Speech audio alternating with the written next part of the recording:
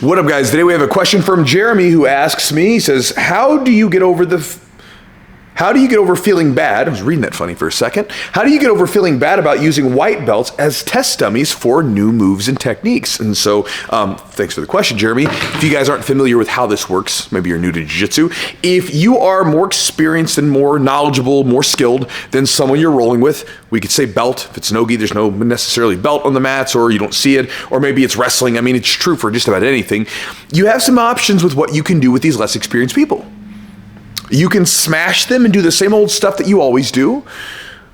But smart grapplers, like you, Jeremy, and like yours, Bearded, we will roll with those less experienced people and you work new stuff, right? It's like your R&D, it's your research and development. And then when you're rolling with people that are maybe of the same skill level or comparable, you get back to a tighter game, a game that you know a little bit better, right?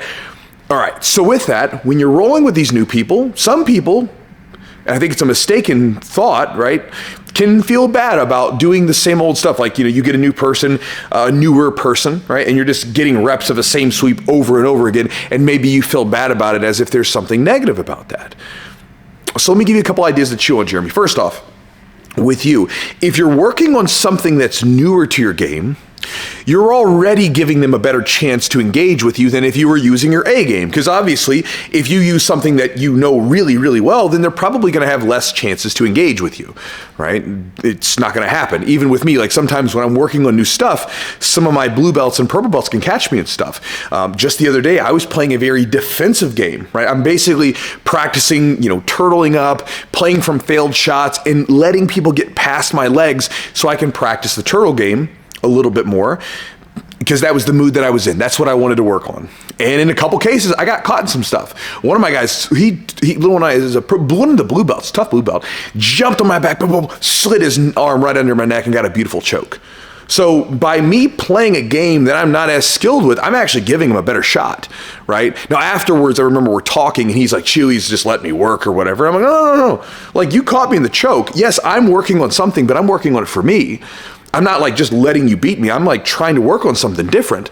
Sure, I can go back to my A game, take you down, pass your guard and smash you, but again, I get more from doing this kind of stuff, right? Working on something new. And so by you playing something you're not as skilled with, bro, you're already giving people a chance to engage on you on a better chance that they could. Another thing that you can do, and I do this a lot of times where if I'm getting ready for a competition sometimes and I'm working on my A game and I'm doing this heavy pressure passing type stuff, I kind of feel bad sometimes, like you're saying, because you're just putting so much pressure on people. So what I'll do is I'll pass and I'll give them a little bit of wiggle room to engage. And as long as they're technically doing the things correctly, I might let them get a sweep so I can work back, sweep back on top to go for the pressure pass and then reset. So I'll give them a little bit of room to work from time to time. I'll get my move, give them a little space so they can kind of practice a little bit. And then once I sort of get to another position, I'll then go back to using my move. So I give them a chance to engage. But then at the same time, then I'm engaging back through trying to get repetitions, essentially live drilling with the technique that I'm working on or the position or whatever it might be, right? So that's another idea. Here's one more thing just to consider. A lot of times, like, we feel like learning is happening when things are going well, right? Like when you feel like you learned something, it's when you're doing it successfully. You're like, I finally got it, right? But the process of getting to that is messy. It's ugly. It's not always smooth, right? A lot of times the deepest learning, and they've done studies on this to show some of the deepest learning, the learning that really sticks with you, is happening when you're going through the most frustrating, difficult stuff. There was one book I read called Make It Stick, and they're showing how, like, one of the things that they found was if you deliberately make some of these learning bouts more difficult for people by structuring them in certain ways that seem counterintuitive, that it actually makes the information stick with them better because it was more difficult. And again, we could think about the old adage, right? Like, what comes easy goes easy, right? Those hard-won lessons, right? We talk about those terms, right? Just intuitively, it's like, oh, yeah, okay, makes sense. And so sometimes when these people are going through these positions where you're basically using them as a smash test dummy, right? Just doing whatever you want to do to them. Yes, even though maybe you're using them over and over again to get these sweeps or submissions or whatever, maybe they're not experiencing a lot of success, but they are actually learning that position, because we're not just learning when we're doing the right thing. we're learning when we're doing the wrong things. So, you know, having a son now, really like watching him go through toddlerhood is really like eye-opening, because you're watching like base human learning. You're just watching, because it can't really give him a whole lot of like rules on everything. I can't give him explicit instructions about everything and tell him the conceptual ideas about why we don't do this or that, right? But you can watch him explore his environment. I watch how he puts something together, or maybe he's trying to like play with a little knob or something, and at first it's kind of frustrating or whatever, and eventually he figures it out, and then it's like, boom, he's got it every single time, and he never forgets it.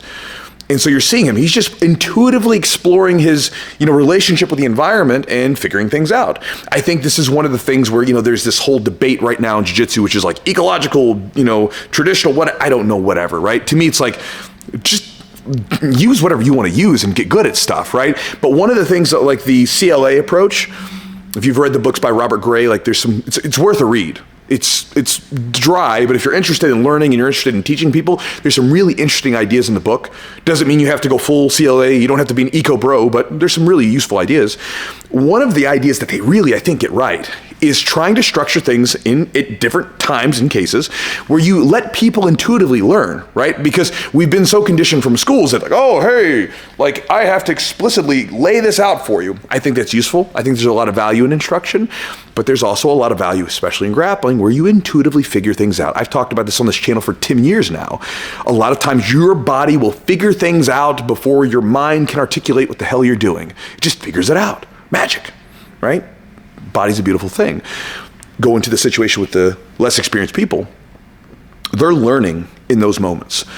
I remember when I first started, I learned a lot from learning what not to do, right? Every time I put my hand here, my coach submits me. Every time I like put my arm out here in guard, I was getting submitted. So I'm getting crushed over and over again, but I'm starting to learn, oh, pull your hand back, right? Or when I was in back mount, I noticed that every time my neck came up, I got choked. Right? Or as a wrestler, I came into jiu-jitsu, I would turn my back, they would choke me. So I started to learn, don't turn your back, right? So even in those moments where, yeah, you're practicing on them, maybe you're just using them over and over again to do things to them, to practice your own stuff, they're learning in those moments. May not be fun for them, it's kind of messy, whatever, but they're learning in those moments. And so again, just some ideas to chew on, right? You can do this a lot of different ways. You can go at them and give them a little space to move around. You can, you know, go about it from the standpoint of that you are letting them work a little bit more because you're using something you're less experienced with. And then you can go about it with the understanding that no matter what, even if they're getting smashed left and right and you're using a technique on them over and over again and they're getting frustrated, they're still learning in that process. That's part of learning. So just an idea to chew on, Jeremy. Thank you for your question. I'll talk to you guys next time.